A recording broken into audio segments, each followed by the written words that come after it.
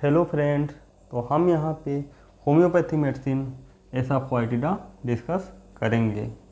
इसका common name क्या है? नार्थेक्स एसाफोइटिडा। इसको प्रूव किसने किया? फ्रेंज ने। इसकी फैमिली क्या है? अम्बेली फेरी। ओके, अब हम एसाफोइटिडा का इंट्रोडक्शन पार्ट देखेंगे। In common language it is called the devil dung. ये name very appropriate because of the very offensive smell. जो एसाफोइटिडा है इसे हम डेविल डंग के नाम से जानते हैं, क्योंकि जो इसका स्मेल होता है बहुत ज़्यादा ही ऑफेंसिव होता है। Okay, next point, its influence is most marked on the nervous system producing hysteria, Korea and neuralgia. कह रहे हैं जो एसाफोइटिडा है इसको सबसे ज़्यादा इन्फ्लुएंस करती है हमारे नर्वस सिस्टम को। ओके, प्रोड्यूस क्या करती है? Hysteria, Korea and neuralgia. तो हिस्टेरिया क्या है? हिस्टेरिया एक साइकोलॉजिकल डिजीज है। ओके, कोरिया, कोरिया क्या होता है? इसमें हमारा जो मूवमेंट है ये इनरेगुलर हो जाता है, स्पेशली मसल का मूवमेंट।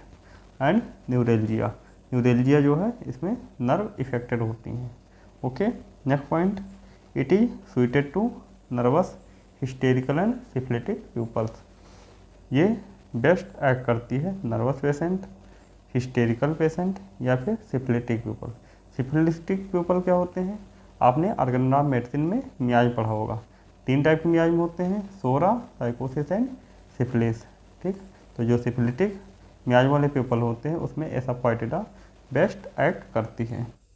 एसाफोइटिडा का क्लिनिकल देखेंगे तो एसाफोइटिडा को हम अस्थमा के पेशेंट में यूज करेंगे, बोन डिजीज के पेशेंट में यूज करेंगे, कोरिया में यूज करेंगे, डिस्पेप्सिया में यूज करेंगे, अल्सर में यूज करेंगे, फ्लैटुलेंस में यूज करेंगे, हिस्टेरिया में यूज करेंगे, आयराइटिस में यूज करेंगे, लैक्टेशन डिजीज में यूज करेंगे, न्यूरेल्जिया में यूज करेंगे, सिफिलिस में यूज करेंगे, और भी डिजीज है जहाँ पे हम एसाफोइटिडा का यूज करेंगे। ओके, अब हम एसाफोइटिडा का गाइडिंग सिम्टम देखेंगे।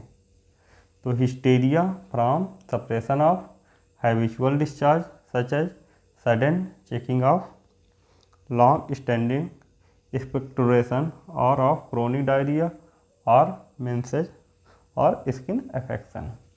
कह रहे हैं अगर कोई हैबिचुअल डिस्चार्ज हो रहा है, ठीक, अगर हम उसको सडनली क्या कर देते हैं? रोक देते हैं, जिसकी वजह से अगर हिस्टीरिया डेवलप हो जाती है तो वहाँ पर हम एसाफोइटिडा का यूज करेंगे।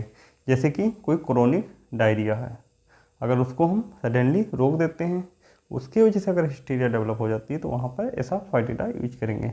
ऐसे कोई हैवी मेंसेज हैं, ठीक है, उसको अगर हम रोकते हैं, उसकी वजह से अगर हिस्टीरिया डेवलप होती है तो वहाँ पर एसाफोइटिडा यूज कर सकते हैं। या फिर कोई स्किन इन्फेक्शन है, ठीक है, अगर उसको हम सप्रेस करते हैं तो उसकी वजह से अगर हिस्टीरिया डेवलप हो जाती है तो वहाँ पर भी हम एसाफोइटिडा का यूज करेंगे। Okay, next point, it has globus hystericus that is patient feel as if a ball ascends from stomach to oesophagus. कह रहे हैं ग्लोबस हिस्टेरिकस, जो ग्लोबस हिस्टेरिकस पेशेंट होते हैं उसमें फील होता है कि कोई बॉल लाइक मूवमेंट होता है स्टमक से एसोफेगस की तरफ। ठीक है, तो ऐसे पेशेंट में हम एसाफोइटिडा का यूज करेंगे। Okay, next point, this is attended with excessive distension of abdomen and sensation as if the peristaltic motion were reversed with eructation smelling like garlic even regurgitation of food. कह रहे हैं जो abdomen होता है वो लगता है कि एक्सेसिव डिस्टेंस, लग रहा है कि बाहर की तरफ निकल रहा है, ठीक है, एंड सेंसेशन जो है पेरिस्टाल्टिक मोशन जो होता है उसमें बहुत ज़्यादा सेंसेशन होता है और पेशेंट को डकार आता है। डकार का स्मेल कैसा होता है? गार्लिक लाइक होता है और डकार के साथ में फूड भी बाहर निकल आता है। ओके, तो वहाँ पे भी हम एसाफोइटिडा का यूज करेंगे। गाइडिंग सिम्टम का नेक्स्ट पॉइंट देखेंगे। Asafoetida is left sided remedy. Okay, तो एसाफाइटिडा लेफ्ट साइड रेमेडी है। Next point, all discharge are horribly offensive and ichorous. ठीक है, तो सभी डिस्चार्जेज हॉरेबली ऑफेंसिव मीन्स बहुत ज़्यादा ही ऑफेंसिव होते हैं, एंड आइकरस, आइकरस का मीन्स जो भी डिस्चार्जेज होंगे वो ब्लड के कलर के होंगे। Okay, next point, intolerance of all dressing. ठीक है, जितने भी ड्रेसिंग होंगे उसके लिए इनटॉलरेंस होता है एसाफाइटिडा के पेशेंट में।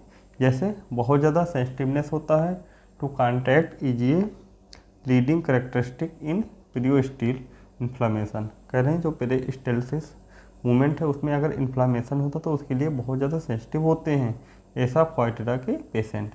जैसे उनको अल्सर है, ठीक है, तो उसके लिए भी बहुत ज़्यादा सेंसिटिव होंगे। And carriage of bone, bone में अगर कैरेज है, ठीक है, तो वहाँ पर भी बहुत ज़्यादा सेंसिटिवनेस होता है एसाफाइटिडा के पेशेंट में।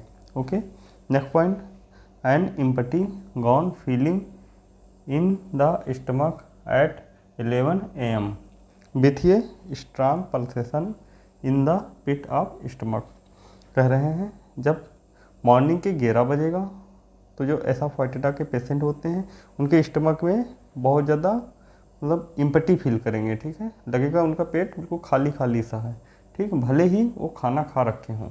ठीक है, विथ ये strong pulsation in the pit of stomach, जो स्टमक का पिट है वहाँ पे बहुत ज़्यादा ही पल्सेशन होने लगता है। ठीक है, next point, deficient milk with over sensitiveness after confinement. ठीक, कन्फाइनमेंट वर्ड लिया गया है आफ्टर डिलीवरी। ठीक है, तो आफ्टर डिलीवरी बहुत ज़्यादा ओवर सेंसिटिवनेस होने की वजह से जो मिल्क है उसमें डिफिशियंसी आने लगती है। ओके, तो हम एसाफाइटिडा का मोडेलिटी देखेंगे। तो मोडेलिटी में 2 पॉइंट देखा जाता है, एग्रावेशन और एम्लिरेशन। तो एग्रावेशन किन किन चीज़ों से है, ठीक है, देखेंगे।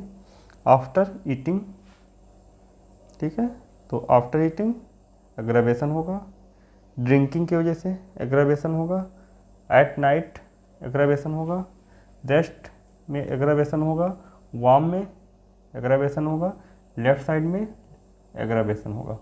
ओके, और एम्बुलेशन मतलब किस चीज़ से उनको रिलीफ मिलती है एसाफाइटिडा के पेशेंट को, बाई प्रेशर। ठीक है, इसकी वजह से रिलीफ मिल सकती है। ठीक है, इन ओपन ईयर, जिसकी वजह से रिलीफ मिलती है एसाफाइटिडा के पेशेंट को। Thank you for watching.